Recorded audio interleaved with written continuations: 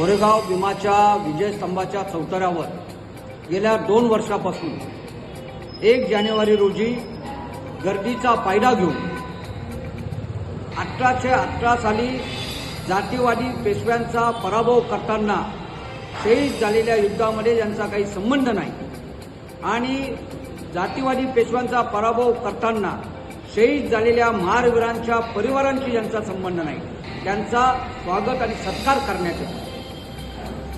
1818 साली जातीवादी पेशव्यांचा पराभव करताना शहीद झालेल्या महारवीरांमध्ये चव्हाण कांडानाचे आडोशी चव्हाण हे सुद्धा शहीद झालेले आहेत। तर या सर्व शहीदांचा अवमान आणि विटंबना करण्याचा प्रकार अशा प्रकारचे सत्कार आणि स्वागत समारंभ घेऊन चौतऱ्यावर घेऊन केला जातो। त्यामध्ये समाजाच्या भावना दुखवल्या जातात। उद्याच्या काळामध्ये सामाजिक प्रक्षोभ निर्माण होऊ शकतो, अशांतता निर्माण होऊ शकते आणि शहीदांचा अवमान आणि युद्धभूमीवर शहीद झालेल्या सैनिकांचा अवमान हा अशा प्रकारे करणं योग्य नाही। त्याचबरोबर त्या ठिकाणी लाखो लोक येतात, लाखो लोकांना मानवंदना देण्यासाठी अडथळे निर्माण केले जातात आणि गेल्या 2 वर्षापासून त्या ठिकाणी व्हीआयपी आणि व्हीव्हीआयपी ही मानवंदनेला प्रवेश देण्याची एक नवीन संस्कृती, नवीन पॅड हे सरकारने केलेलं आहे, हे चुकीचं आहे। त्याचबरोबर लाखो लोकांच्या गर्दीमध्ये चेंगराचेंगरी होण्याची शक्यता असते। त्यामुळे विजयस्तंभाला लागून पुस्तक विक्रीचे जे स्टॉल आणि वस्तू विक्रीचे स्टॉल आहेत ते स्टॉल त्या ठिकाणी लागू नयेत।